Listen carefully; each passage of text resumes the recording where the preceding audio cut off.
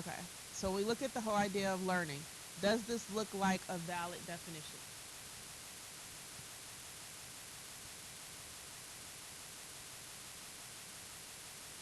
Looks good? Everybody agree it looks good? It does? Okay. Does this look good?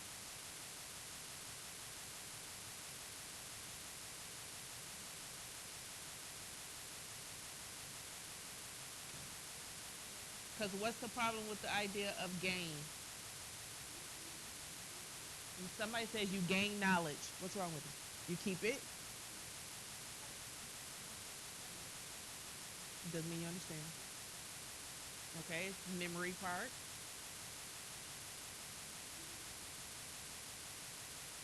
Did you gain the example, procrastination? How many of you are procrastinators?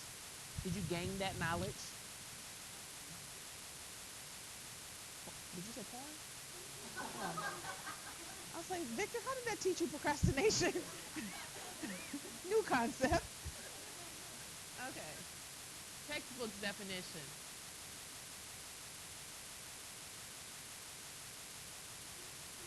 Is that better? What makes it better? It's green. What makes it better?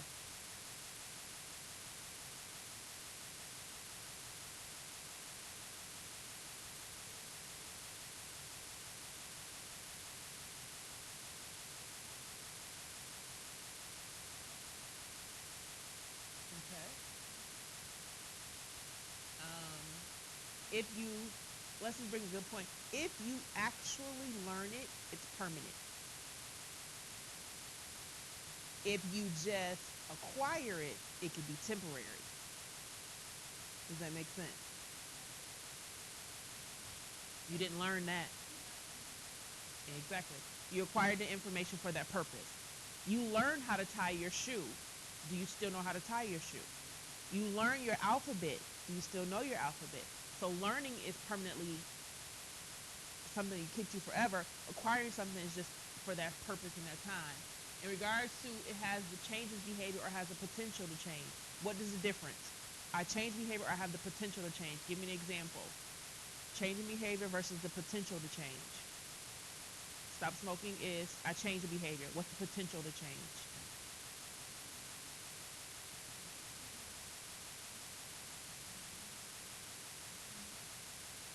Give me something that you have the potential you've learned that has the potential to change you. It hasn't changed you, but it does have the potential to make some changes in you. Okay, so you learn that stop smoking can cause you to breathe better, but you're still smoking. What's something else? Something that everybody might partake in. Okay, eating healthier. Everyone has seen the pyramid, correct? Does everybody know the pyramid in regards to what goes at the top and goes at the bottom of what healthy choices should be? We all know this, right? We know this inside and out. How many glasses of water should you drink a day? We all know this, right? How many of you successfully drink 8 glasses of water a day? Look at that. So we have the potential to do it, but we don't always do it. Does that make sense? We've learned that this is necessary, but we don't. That occurs as a result of practice or experience. Very important. Some things you practice, some things you just experience. So some things you learn because you've practiced and tried to, other things you just experience and you know it.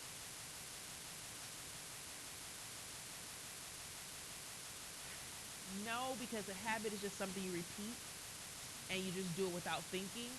Learning is processing. When you first started saying learning takes effort, and that's a good thing Tracy brought up. Learning takes effort. Practice makes what? You have to practice to learn. You have to experience to learn. Does that make sense? If you just do it, it does not create any type of learning. For instance, some of you go home and do not understand how you got there. You just go there. You have learned this is the way to go home. Why do you know this is the way to go home? You always do that. It's something you've practiced. Yes. But it can also be something that's learned. Because drinking water is just something you need. You need water. So you might literally just go to the water fountain and drink enough to quench your thirst. But once you learn how many you have, you start literally looking at, is this a glass? How many glasses are in this cup? How many cups have I drank today? I'm now acquiring information. I'm now tracking it to make sure it's part of who I am. Does that make sense of the difference? Okay. Probably that one if you understand all parts. Okay. The biggest part in knowing is that if you learn it, you have permanently changed or have the potential of changing your behavior. If you truly have learned.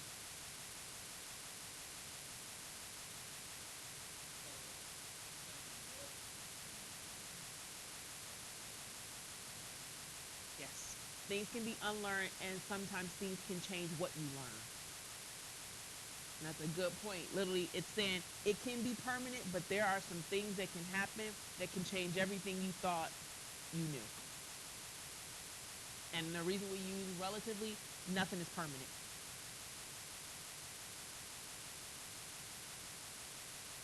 Okay.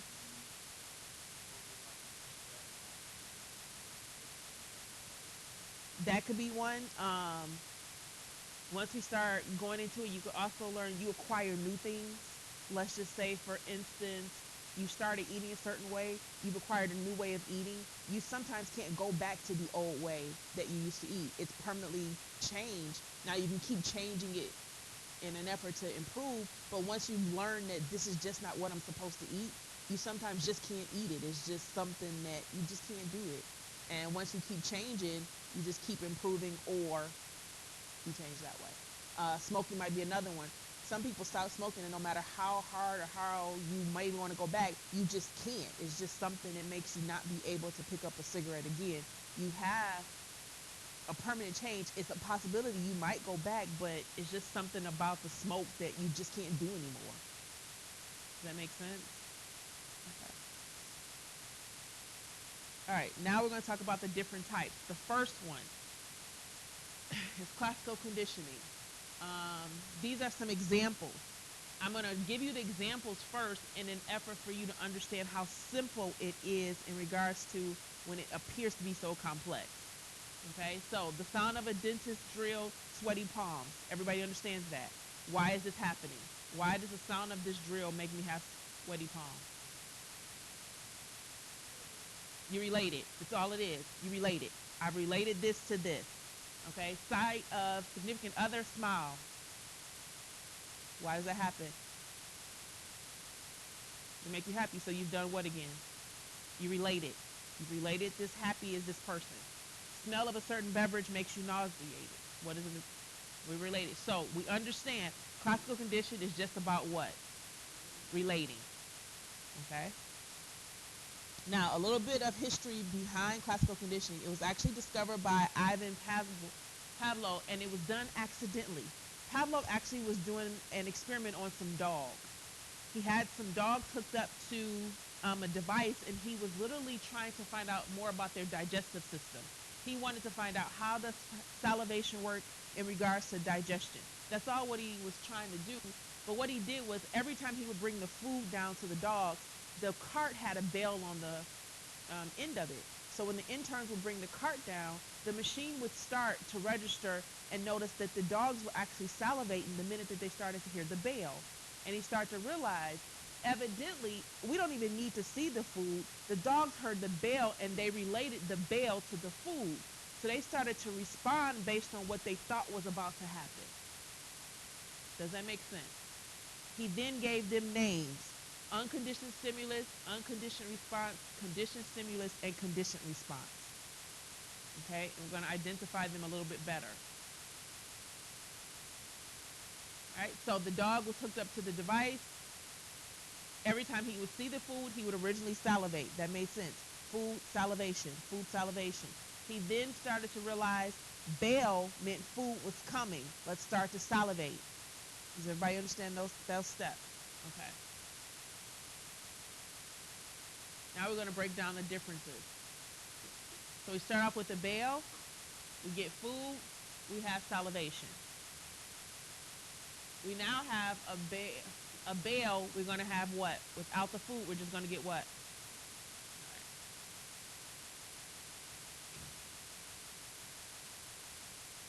Now the definition, I'll give you the definition, but technically we'll explain a little bit better. The unconditioned stimulus, a stimulus that has the ability to produce a specified response before conditioning begins. Does that make sense? Yes? Explain it.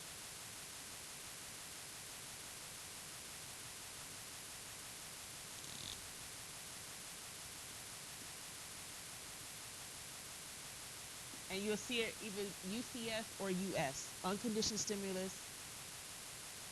Now let me explain what it means. Unconditioned stimulus is an unlearned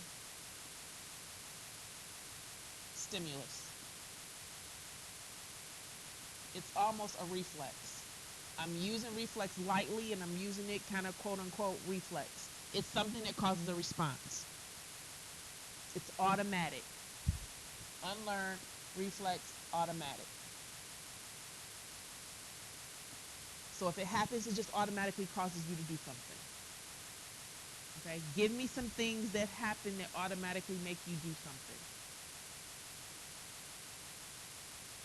No.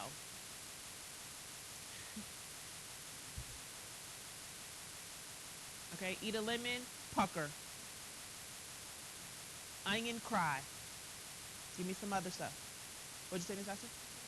Pepper, sneeze. Give me some other stuff.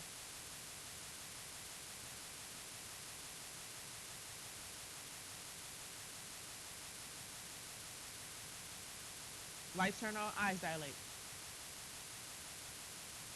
Hit you, hurt. Pinch you, hurt. Does that make sense? We all understand these are just automatic. Those are all unconditioned stimulus. Now, they all cause us to have what is considered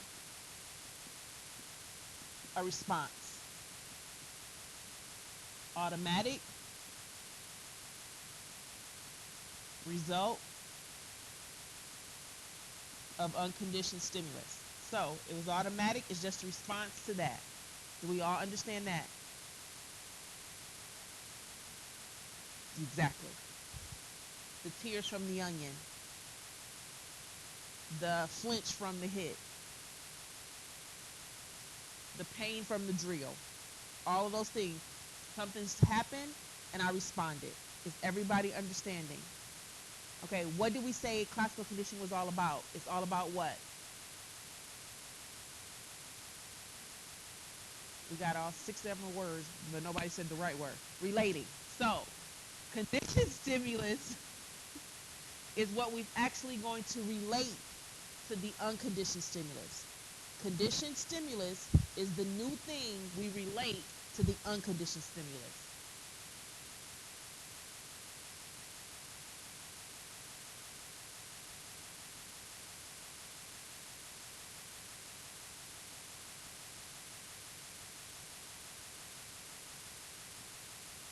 Okay?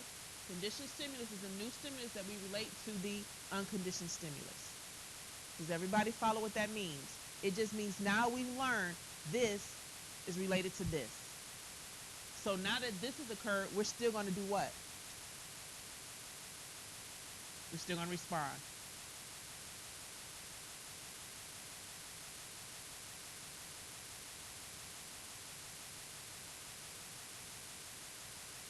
This is related to the first one.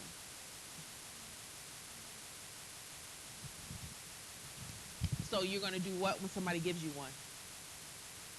You didn't even taste it. You're just going to start to do what? You're going to kind of almost do like this before they even taste it. You're going to be like, oh, all you're doing is you're being classically conditioned. Your mom comes home at 5 o'clock and yells every day because the house isn't clean.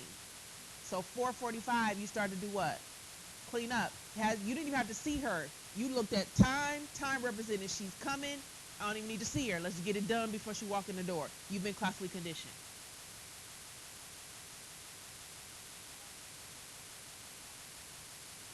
You just get a look.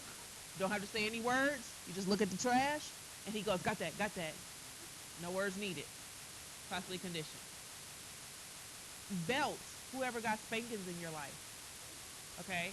My dad had the black belt. It's black on one side, red on the other, big silver buckle. It just forever it will be embedded into my head. If he just took it out, I felt pain. It didn't even have to be used. Matter of fact, he would just tell me, go get it. And I would just start it. The tears would come. I didn't even know if he wanted to put it on. It was just the fact that he said, go get it. And it was just, I cried all the way upstairs. And he's like, what are you crying for? Because you said, go get the belt. And he was like, I'm about to leave. I need to put it on my pants. I'm like, oh, okay. Classically conditioned. I just related belt, pain, tears. No spanking needed. Then he'd be like, don't make me give you something to cry for. Then the tears came. That's the conditioned response. Another week, my dad never called me by my name. He always called me baby girl. This is what he always calls me. The minute he says Cherie, I know that means trouble. So if my dad calls me Cherie, tears come. Because I'm thinking, what did I do?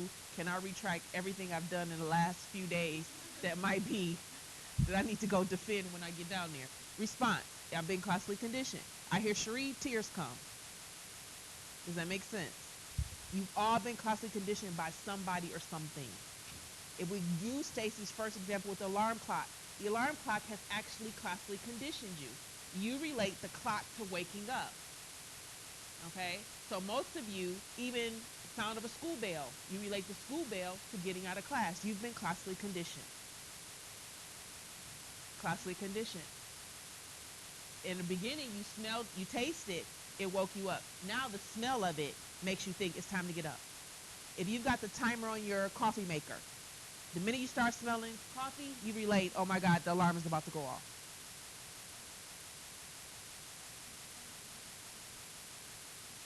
Not always, because remember, what did learning say you had to do? You have to relate and also experience it and practice it. So it has to keep being shown to you that this is what this is, this is what this is. Now, there are a couple of things that the first time you experience them, you just get it.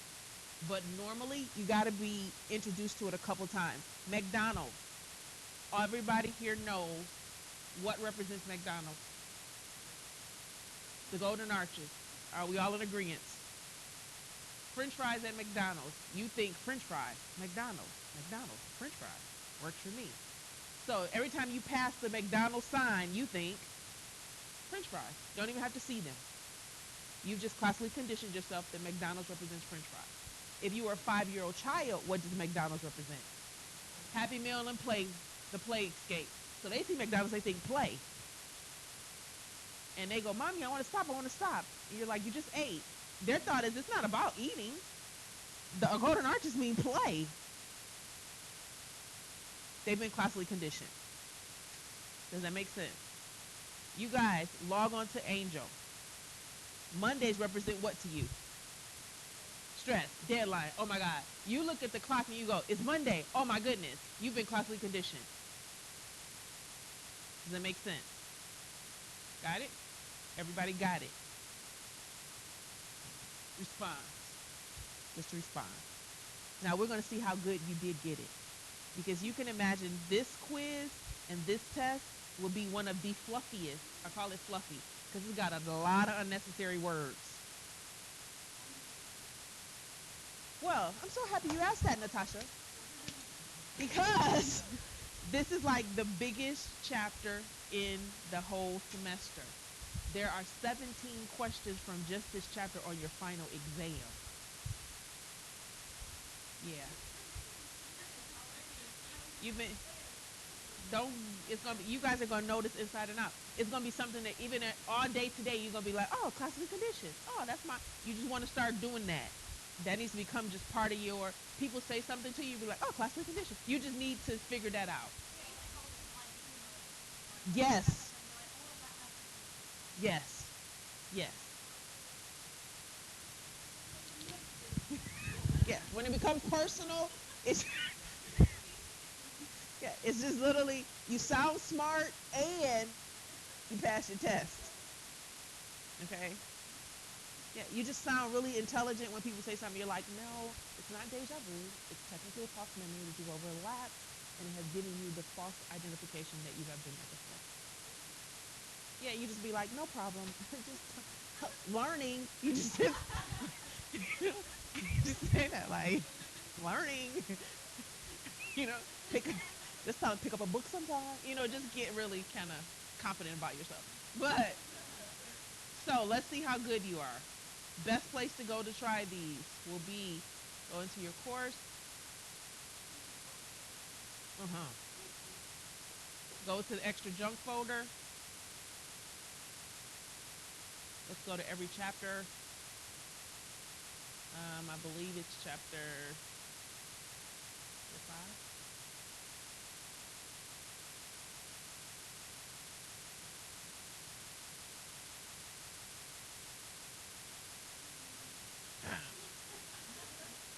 And remembering, this does not link to your book. All right. And it's technically chapter 7. So this is chapter 7. Now, let's go to number 2. You're going to read it. Do not yell it out loud. Yes. Do not yell out loud. What you're going to do is try to figure it out. And then we're going to go and see if everybody has it. So, Gavin recently went deep sea fishing with some friends. Unfortunately, Gavin was extremely seasick the entire time he was on the boat. And now when he sees boats, he feels queasy. In this situation, the conditioned stimulus is the A, sea, B, boat, C, friend who invited Gavin, D, nausea.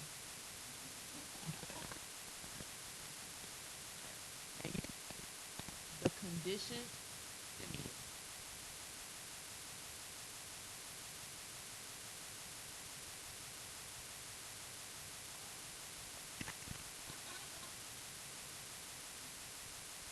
Let's try this and see if everybody gets it. A, who says it's the sea? B, who says it's the boat? C, who says it's the friend who invited Gavin? And D, who says it's nausea? It is B, the boat. And the reason why, now, I'm going to teach you how to do this a little bit better. You're going to ask yourself these questions. First question, what is the response? Second question you're going to ask yourself, what caused the response?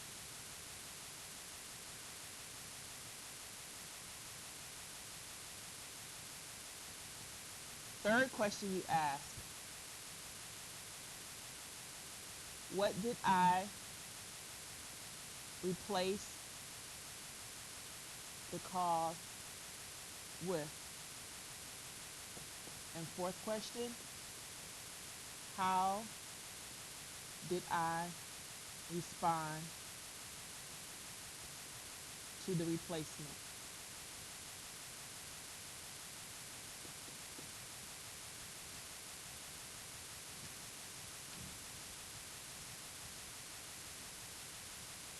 You guys see that light? Okay. The first one, what is the response? Is the unconditioned response. What causes the response? The unconditioned stimulus. What did I replace it with? The conditioned stimulus. How did I respond? The conditioned response. CS and CR. So when you ask the question or you read the question, you're going to ask yourself these 4 questions, get your answer, and then, so let's go 1, 2, 3, 4.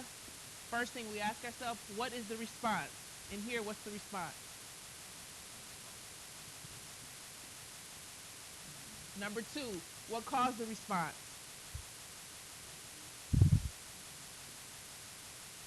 What did he replace the C with? How's he responding to the boat? So the question was what? What is the conditioned stimulus? I go here and find conditioned stimulus would be number 3. The answer is boat.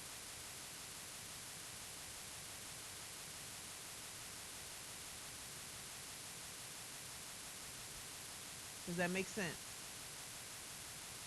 This appears to take a long time, but it does not take a long time when you're making sure you have all the right answers. No,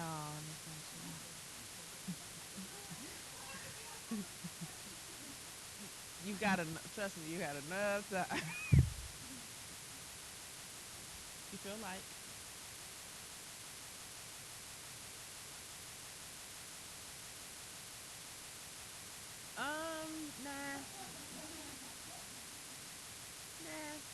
Are the questions fluffy? Yeah. Do you get tested on all of this stuff by the end? Yeah. Even if it's not on your exam, it's on your final. It's 100 questions I got to get to ask you on your final.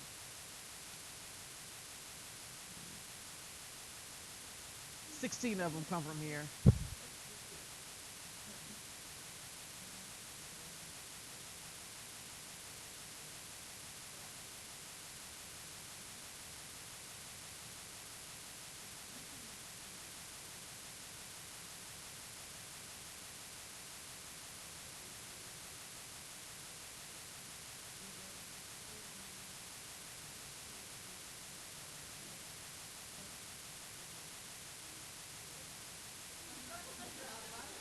Eventually, someone asked me, "Will he pass?"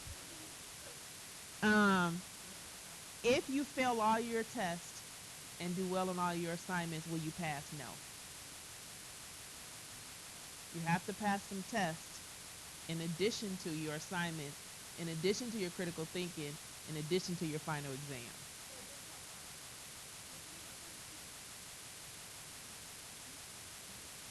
Your final exam is 200 points. Your critical thinking is 100 points. That's 300 points right there. That's about 40 something percent of your class. The assignments are only like 25%, and then your exams are about 25%.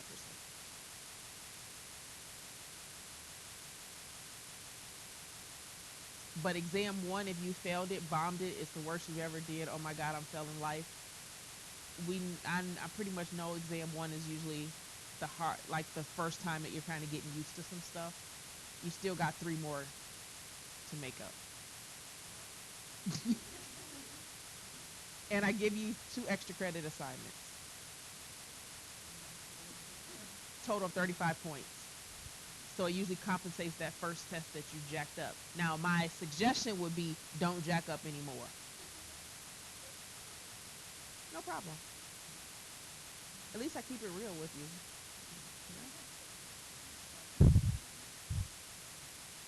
Got it?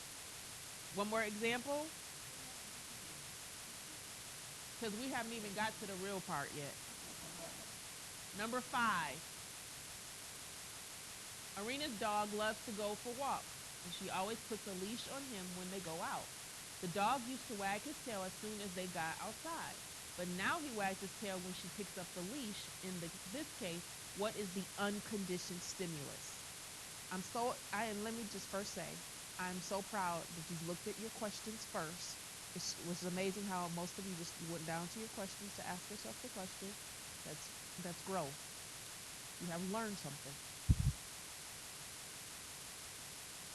Victor, no, the shaking of the head afterwards gives me false hope.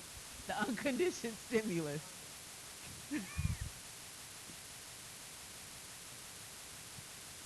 All right.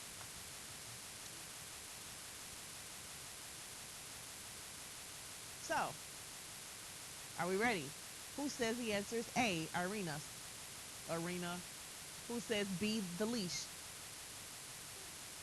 It's okay. Be proud of your answer. Woo, it's me. Who says C, going for a walk? And who says D, the wagging tail? Let's find out the answer. What is the response? What caused the wagtail?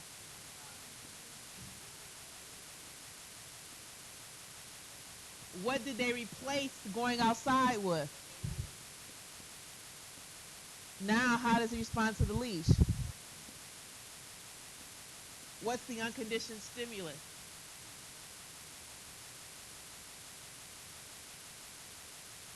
Going outside for the walk.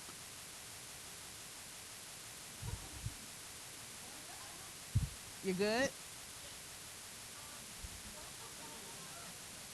Well, going for a walk outside. Not always, but mostly. And I'll say not always, mostly just because, say that it says the dog went outside and wagging a tail. Now, when she picks up the leash, he runs to the door. Now it just changed that This will be running to the door compared to. But most of the time, yes. I'm sure you do. You need another one? Okay. We're going to read one and then.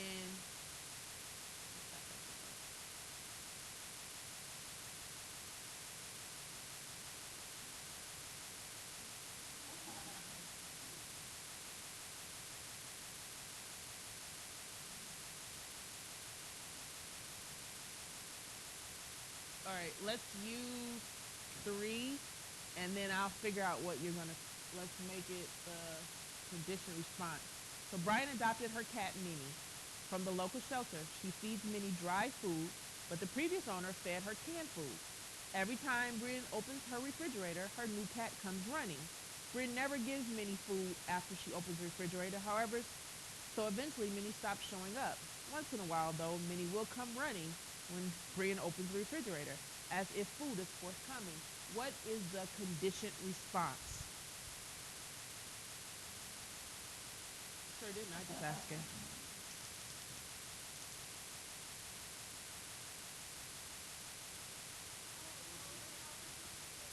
Don't look at those answers.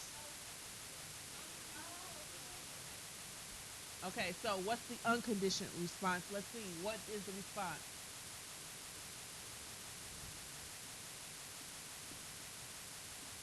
What's the unconditioned? What caused the response? What did they replace the food with? Now, how do they respond to the opening of a refrigerator?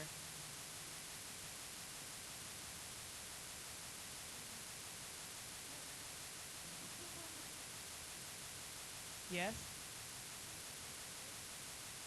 What is the conditioned response? Cat running. Hmm. There's some practice things in this chapter that you can practice with. I give you a lot of practice with this.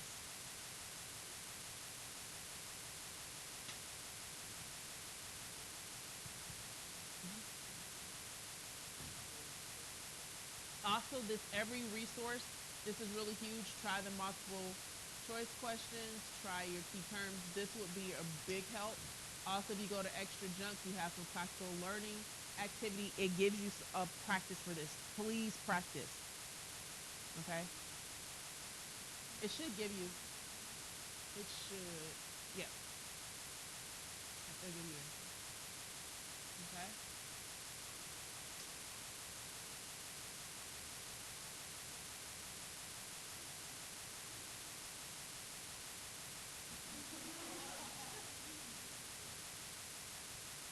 Now let's go a little bit more for this classical conditioning. Albert, little Albert was actually done by Watson, and Watson was another person that actually found out more about classical conditioning. And what little Albert was that Watson found out is our phobias are actually classically conditioned as well. We've been classically conditioned to have phobias. And what they did was an experiment with little Albert. Little Albert was an infant. They actually took a white rat, they put it in front of little Albert, and then they would bang loud things behind his head. Put the little rat in front of him, bang things behind his head. Put the little rat in front of him, bang things behind his head. Eventually, what do you think he did the minute he saw the little rat? He started to cry. So what he realized, he was classically conditioned to be afraid of something, even though he was originally not afraid of it. You guys have gone through this as children. When you were 2, 3, you were outside playing. You picked up the creepy crawly little thing, and you named it. It was so cute to you. It was your new friend, and you gave it to who? Your mom. You wanted to give her this creepy crawly little creature as a gift, and she says, "What?" When you open your hand, "Ugh!" And she hits it out your hand, and you kind of look like, we don't like these things. So now you're 10. You're outside, and the creepy crawly little thing that was there 10 years ago crawled on your arm. And you say what? Ah! And you brush it off. Where did that come from? Your mother classically conditioned you. How many of you have ever flown before? Yep, up in the air. Who? Who has never flown before? Who's afraid of flying? Now, watch this again. Who has been in an airplane, helicopter, and flown before? Raise your hand high. Okay. Who has never flown before? Raise your hand high. Who is afraid of flying? Raise your hand high. Now, what is the problem with this? Can you? They've actually got this phobia based on what? Why are you afraid of flying, Bobby? I don't just trust planes. Why not?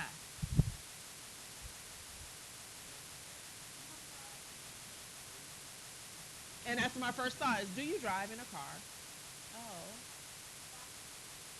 no. No, you just closer. Now you can hit closer to the ground. That's all right. I'd rather, instead of falling, hey, just burn me up down here.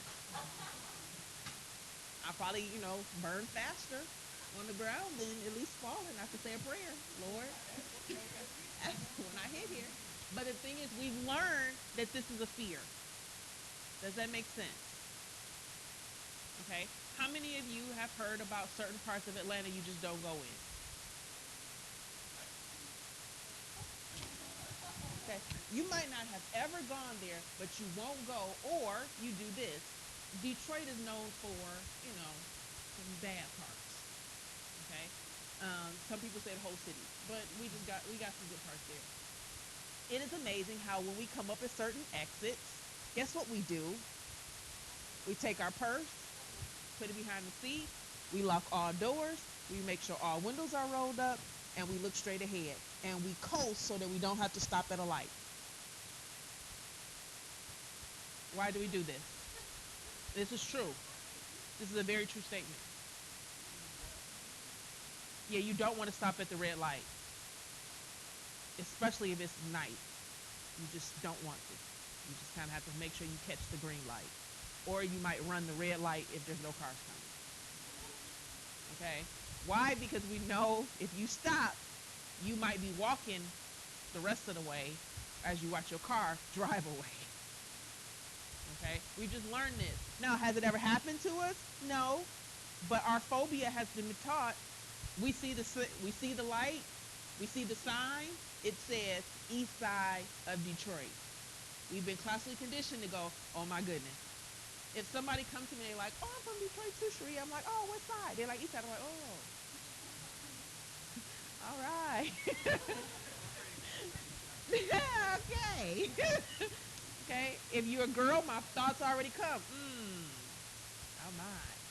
Okay. Because we've been classically conditioned to have certain phobias and thoughts. Does that make sense? Some are. Correct. Sometimes it's good, sometimes it's bad. There's some things you've been classically conditioned that is great. I'll use, for instance, um, I'll even use religion, for instance. When I see somebody praying, I'm like, oh, good. I don't know what they're praying for. They could be praying to have Cherie knocked down, dragged by the beast. I don't know, but I'm like, oh my God, Bobby's praying. Woo! Hey, Bobby. I don't know what he's praying, but I've been constantly conditioned to think, oh, he's good. We've been conditioned to think, you went to church. Oh, you're great. No, but we've been constantly conditioned to think these people mean this. Um, I use, for instance, we had a teacher here a couple years ago, and they were atheists. In my mind, I've been always conditioned that these were not the people I wanted to talk to. But yet she had some standards and values that were higher than some Christians that I know, but she did it just based on her own principles. But I've been conditioned to think if I had never talked to her, I would have thought, oh my God, she doesn't have any values no moral. But I've been conditioned to separate the two when in fact it was something different. Does that make sense? Now, avoidance learning. Understand you've also been conditioned to avoid certain things. You've been conditioned to avoid certain things. There are certain things in your life you've been conditioned to avoid. Name some things you've been conditioned to avoid. Now you have. Okay, if you're one of these people, I was conditioned not to use public bathrooms. I just avoided the whole idea of a public restroom for till I was 18. It was just something that I did. Does that make sense? Conditioned emotional responses. You've been conditioned to emotionally respond a certain way. At a funeral, what should you do? Cry. Why? You don't even know the people. Why are you sitting up there like, oh my God, they go? You didn't even like her. Why are you crying? Your idea is you probably sitting there thinking all kind of other stuff. If I was sitting at the funeral and I just started laughing, you'd be like, oh my gosh, she is so rude. Okay, because we've been conditioned. If I fall down the stairs, Lord forbid that ever happen. If I walk down here and I fall, you're going to look for two responses. What's the first response? If she laughs, we can laugh with her. If she cries, we just go all freeze until she turn around and then we'll laugh. But the idea is we've been conditioned that if you cry, you hurt. If you laugh, you're okay. Does that make sense? Okay? Even when we see somebody crying, we're like, why are you sad? And they're like, no, I'm crying because I'm happy. Because we've been conditioned that tears represent a sadness. Got it? Good. All right. And we'll talk about the other ones in a minute. So we talked about phobia. We talked about conditioning emotional response. Now desensitization. And we're first going to talk about vicarious classical conditioning. Vicarious classical conditioning literally means you've been conditioned by somebody else's experience. Vicarious classical conditioning, you've been conditioned by someone else's experience.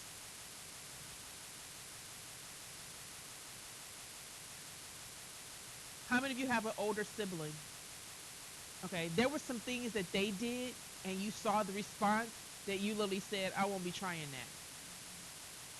Okay, I've learned just from watching them that's not the smartest thing to do. Okay, that would be vicarious classical conditioning. Are we good so far? Have we mastered what we've learned so far? Because there's another step to this. Got it? Which part? Watching someone else's response. You're learning through watching someone else. This happened to them, so you assume it might happen to me too. That would be vicarious classical conditioning. Yep. Okay? All right. Now we're going to learn what are called the principles of classical conditioning. The principles of classical conditioning. The first one, I'm going to read the definition, then we'll explain it. Acquisition, formation of a new condition response tendency. This means that when an organism learns something new, it has been acquired. Yes? Formation of a new condition response tendency. This means that when an organism learns something new, it has been acquired. Does that make sense? The minute that you literally respond to something, you've acquired it. The minute you've been conditioned to respond a certain way, it is now acquisition. We talked about mom coming home, 5 o'clock, she's arriving in the driveway.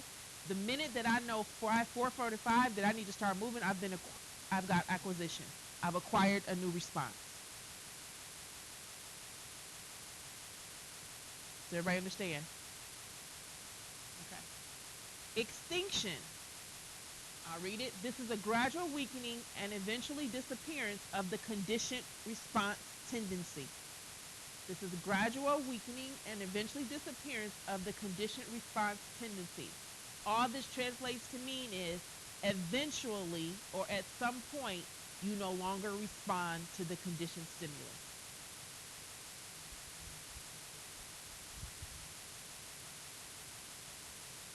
Nope, it has been unacquired, it just no longer stimulates you. It just stops going. Playing with it and just all of a sudden you see it and it's just like, it's a snake. That's extinction. Or let's go here. You fell in love. Who's ever fell in love and you had a song that was every time you heard it, that was a song that was you guys' song. That was it. You heard it, you was like, yes, that's us. Nobody want to admit the song? Okay, thank you. Give him a name. Don't give him his real name. We're gonna use alias.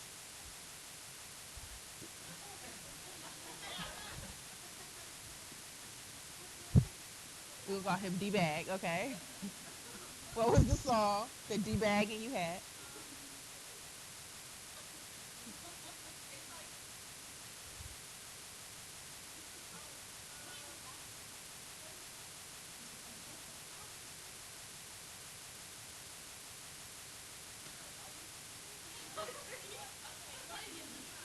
Play it again. All right. All right. We just gonna say this was the song. D-Bag, you heard the song, you thought of him. Heard the song, thought of him. Heard the song, thought of him. You just it was just the song, it was just him. Do we all understand this? Okay. Now, eventually the song was heard, but we didn't think of him because a breakup occurred. So little you heard this, nothing happened. You heard it, it was just like whatever. When you guys are together, the song you smile, the song you smile, the song you smile. It might even be right after the breakup, the song you cry, the song you cry, the song you cry. You've acquired something new, but you still respond. Then eventually you hear the song, it does nothing for you. That's extinction. Originally, you've been classically conditioned that this was the conditioned stimulus, but eventually you no longer respond to it. It means nothing to you. Does everybody understand how that works? But occasionally, every once in a while, when Leslie hears the song, she might laugh. She might cry. She might be like, oh my goodness. She might be like, oh my. Because spontaneous recovery has occurred. It's a brief moment where it pops back in to create a response. That is spontaneous recovery. Occasionally, it pops back in to give you a response.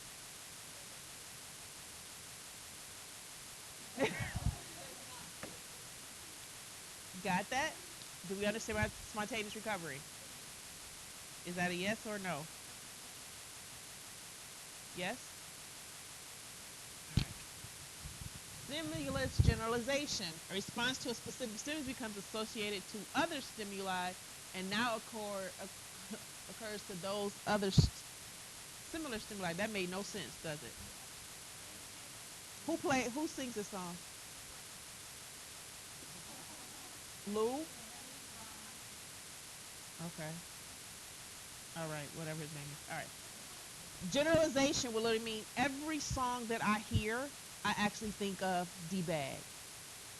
I've generalized that any song is now his song. I just think about him. McDonald's will be a perfect one. How many of you do not like McDonald's? Okay. Is there any other fast food restaurant you like, or is it just McDonald's? Chick-fil-A. Okay, that's a good one. Chick-fil-A, McDonald's. Say I just don't like McDonald's or I just don't like Chick-fil-A, but I literally tell you I hate fast food. It's not that I hate fast food. It's just I've literally generalized all of them under one category. I hate Italian food. It's not that I hate all of it. I really hate this, but I just say I hate all of it. Does that make sense? I don't like one class, but in turn I just be like, I hate school. I've done stimulus generalization. Does that make sense?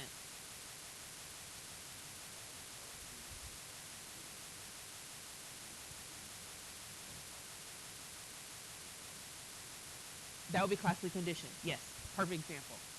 And that's how you learn. That was a perfect example. Remember I told you if you listen to a certain playlist while you study, you need to replay this playlist when you take your test because you've been conditioned that this playlist represents this material. Stimulus generalization. Got it? Everybody got it? Because we got some more concepts coming. Okay. The next part, stimulus discrimination. Stimulus discrimination, learning to respond to one stimulus and not another. Thus, an organism becomes conditioned to respond to a specific stimulus and not to other stimuli. Let's say, I hate McDonald's. When you say it, it's just like, but that one on 985 is the one that makes me sick. I now have stimulus discrimination. I don't like all of them. I don't respond until you say the one on 985. I've now become very specific. It's that one that makes me sick. I don't like them. Literally, I've been conditioned to just say McDonald's, but they don't cause me anything. It's just I don't like them. And I get nauseated. I get sick. I get fever. That is that one. I've now become sick. Okay, I'll use my dog, for instance, Max. When I first got Max, I've had Max 7 years now. When I first got him, anybody could call Max and Max is gonna come. We could all be sitting here and Max would just go to everybody. Now after 7 years, if we all call Max, who's gonna come? Who's gonna come? He's coming to me because he now has stimulus discrimination. He now knows this is the person I need to respond to first. Does that make sense? Your mother, when you were a child, you might have just heard ma, ma, ma, ma. You just kind of went to anybody to call. Now it's literally when your mom calls you, you respond the fastest. You've been conditioned response, but now you generalize. You literally say this one right here is the most important. I literally place the most important on this. Are we good at that? Yes? All right, the next one, higher order conditioning. I'm going to read it. A conditioned stimulus can be used to produce a response from another neutral stimulus. There are a couple of different orders or levels. Does that make sense?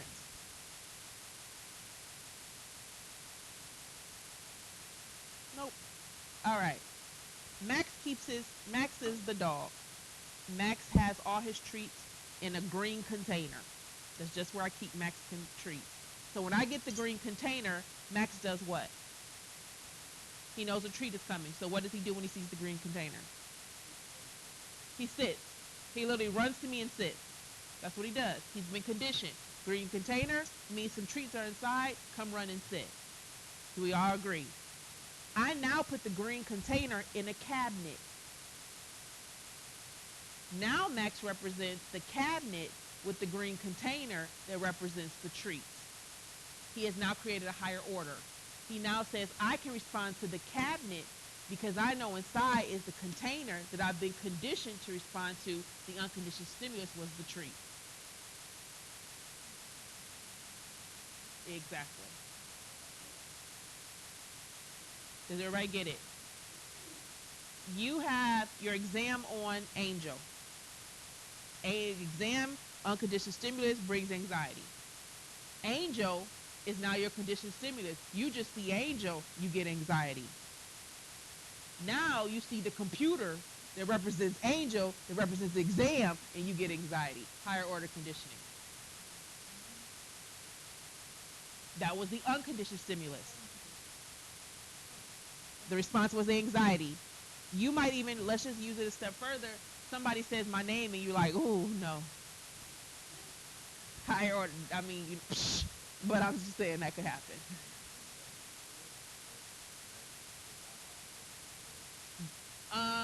Discrimination would be literally just the green container. I know Max is colorblind, but if he just literally said, I could have 5 containers, red, yellow, green, blue. And he literally said, when I pick up the red one, he's just like, whatever. The blue one, whatever. The green one, that's the one I want. He's now has stimulus discrimination.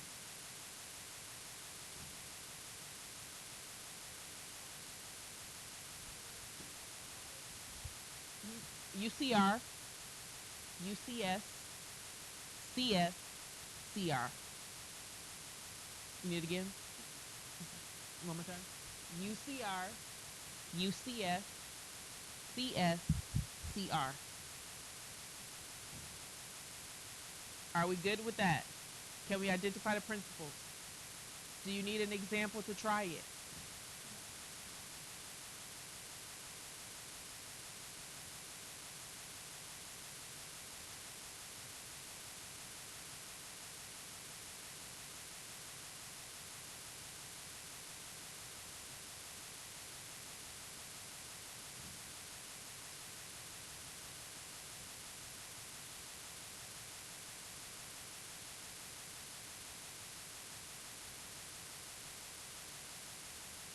Let's do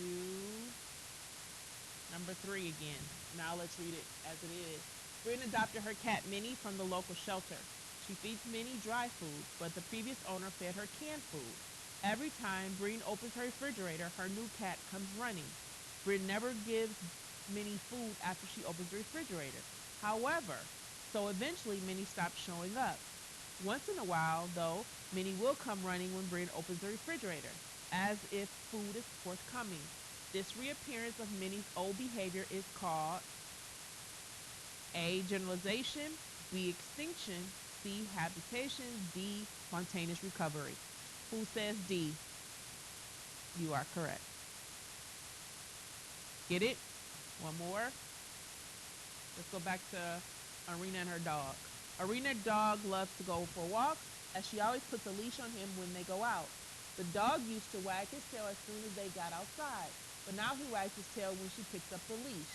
The period of time which the dog learned to associate the leash with walks is called A. Acquisition, B. Generalization, C. Habitation, D. Persistence. Who says it's A. Acquisition? Who says B. Generalization? It is A. He's acquired a response. Are we good? Have you mastered classical conditioning? That's just classical. You've got 3 more.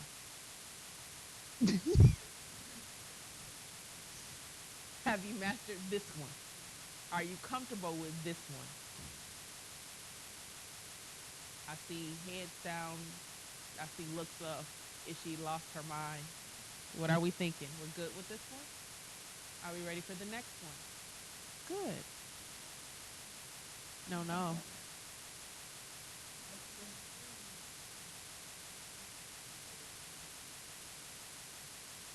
It is due by Monday. Yes, it is. So, operant is the other one. So you've got classical condition. You guys know it now. You're comfortable with it. You're going to go all day today and identify everything that you've been classically conditioned to do. You're going to be like, oh, that's my unconditioned stimulus. Oh, that's my unconditioned response. Oh, I've acquired that. Oh, spontaneous recovery. Oh, extinction. You're going to do that all day to where you're going to be really comfortable, correct? Oh, don't worry. Just keep moving. So now our next one is operant conditioning. Now, operant conditioning is a little bit different. Tantrums are punished. Fewer tantrums.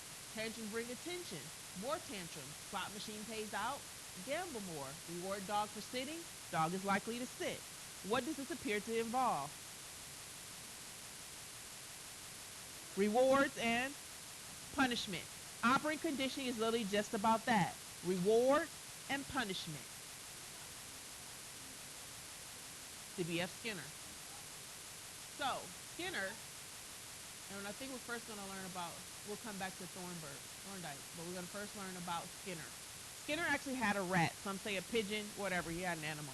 This is called the Skinner box. You want to know, he has a Skinner box. Inside the Skinner box, what he did was he had a lever and he would have a food dispenser. So what would happen is when the animal would push the lever, he would literally put out some food. So what do you think the animal started to do? Push the lever. So what he realizes, if I reward you, I increase your behavior. So reward increases behavior. Reward increases behavior. Reward increases behavior.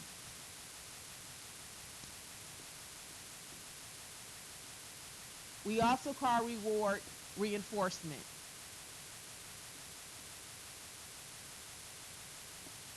Okay? Reward increases behavior. He then said, let me try something a little bit different. The animal then pushes the lever and he gives it shocks of electricity. Eventually, what do you think the animal does? Stops pushing it. He says, oh, so if I punish you, I can decrease your behavior. Your parents have done this your whole life. If they wanted you to keep doing something, they gave you a reward. If they wanted you to stop doing something, they punished you. That's all this is about.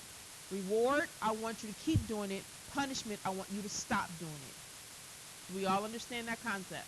Pretty simple, correct? Now, there's components to this that sometimes can get a little outrageous.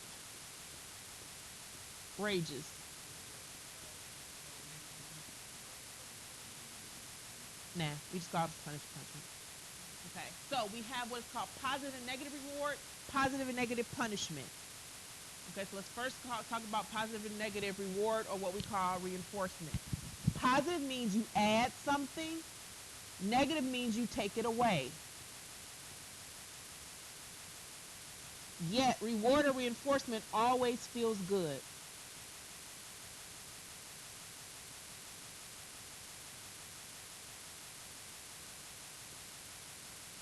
Okay, so reward and reinforcement always feels good.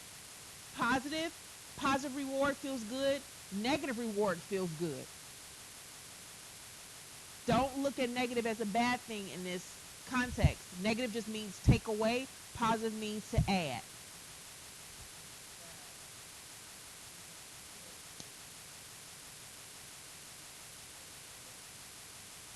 That's a negative reinforcement. Okay, it has nothing to do with feeling another. Nothing about being bad or good. It just literally means if I do it, it makes you feel good. It could even be um, if you do your chores on Monday, you don't have to do them on Friday. Negative reinforcement. I just take away your chores. It makes you feel good. Does that make sense? Anything that I take away from you that makes you feel good is a negative reinforcement. Anything that I add to you, I give you money, I give you extra points. Those are positive rewards. Do we have that? Give me an example of a positive reinforcement or reward. Candy. Dog gets treats. Money. Give me some more. Sex. And we'll use that one again because that's probably really watch how that works. Give me a negative reinforcement. What'd you say? No. Because that has never, unless it was, if we combined yours with his, then we might be talking something, but separated, no. Other than that, no. Negative reinforcement or reward.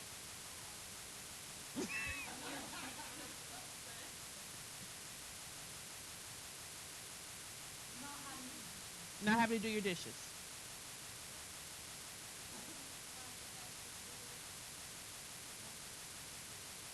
Negative reinforcement. Take away homework. Negative reinforcement. Come to work on time all week. Don't have to work on Fridays. Negative reinforcement. Literally because it's just the idea of saying some things are given, some things are taken away, but it's still a reinforcement. And it's how you learn. You literally learn, if I do this, I'm going to get this.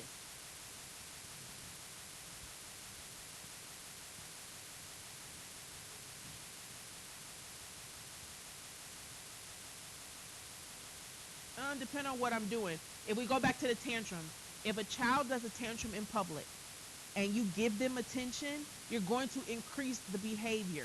They're going to increase the tantrum. It might not be a behavior you wanted them to learn, but because you reinforced it, they're now going to increase it. That's a positive because I gave them attention of a bad behavior. It doesn't, and understand, it still made that child feel good. You gave them attention. Procrastination. If you got away with it, it gave you something. So now what is it going to make you do now? Procrastinate more. Bless you. Does that make sense? Conditioned response. Got it? Yes? Now we have a flip side. We have positive and negative punishment. Positive again, I add something. Negative, I take it away. Punishments hurt. Punishments hurt.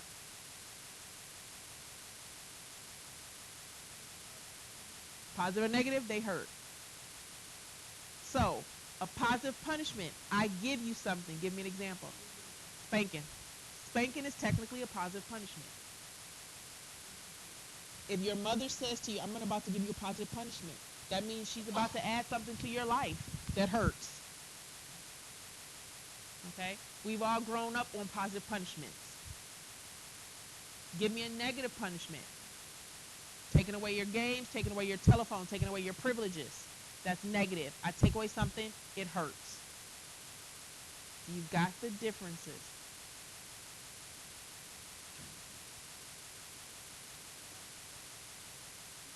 Some say no. I know, that's when I'm going to give the overflow. What part is a little shaky? The punishment.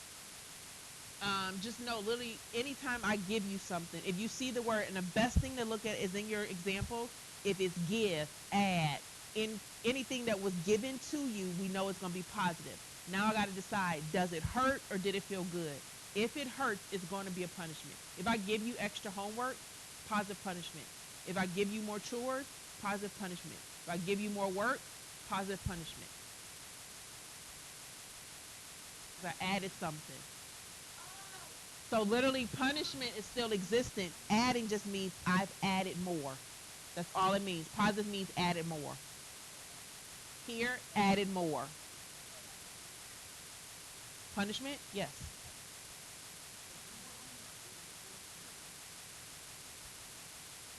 Nobody likes homework. So if somebody, just say you guys came in here and I keep trying to teach and everybody just keeps going, going, going, and I'm like, you know what, fine then. You want to keep talking, I'll give you more assignments. I'm trying to decrease the talking, so what am I going to do? I'm going to give you a punishment. I'm going to just keep increasing until I realize eventually you're going to say, if I keep doing this, she's just going to keep punishing me. She's going to just keep giving me more and more and more. Let me stop. I now decrease the talking by giving you punishments. They were positive because I kept giving it to you. Now, if you come in, I come in and it's completely silent, everything works good, and I'm like, oh, you guys did so good. No test this week. Now I've done negative reinforcement. I want you guys to keep doing what you just did, so I rewarded you.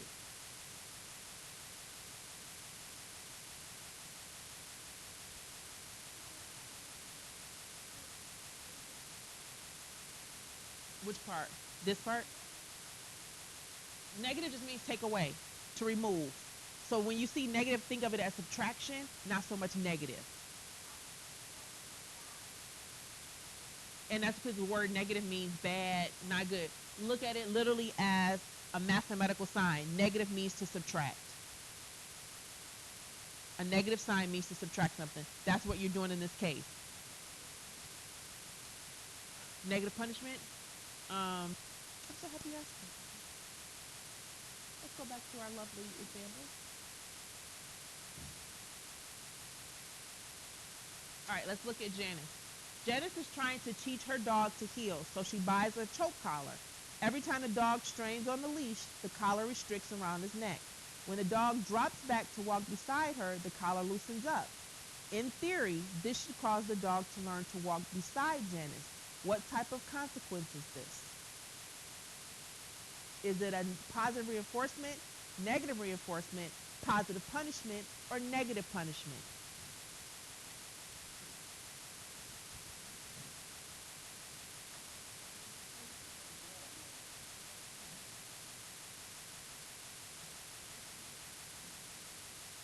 It's hurting, so we know right away it's a what? Punishment. Now, is he adding something or are they taking something away? What is Janice doing? Is she adding something or taking something away?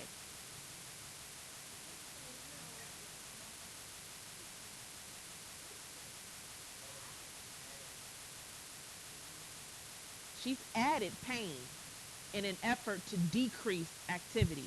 So she's literally giving him a positive punishment.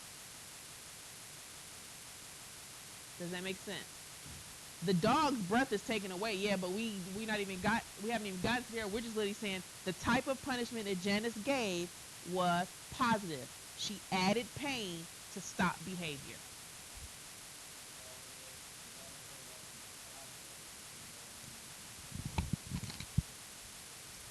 In regards to he never heard her not using it any longer, yes. She now took away the pain, makes him feel good. We increase the behavior. We're good. Exactly. You need another one? Um,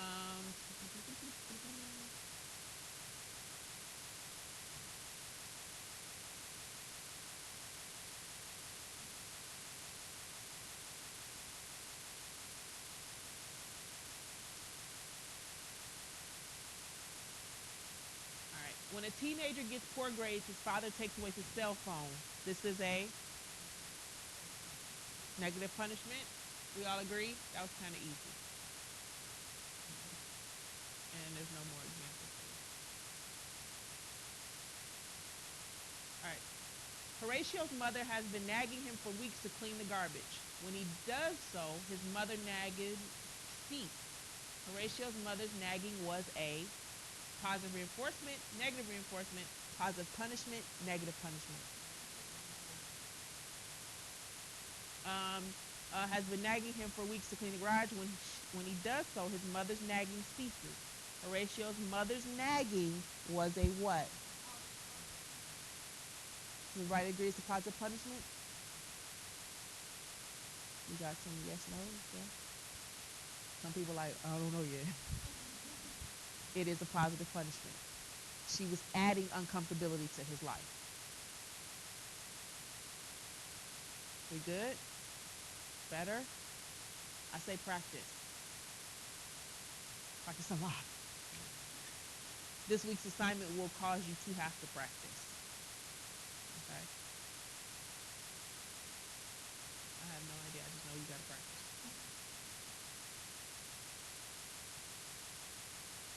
And I'm going to stop here before you guys go into really overload.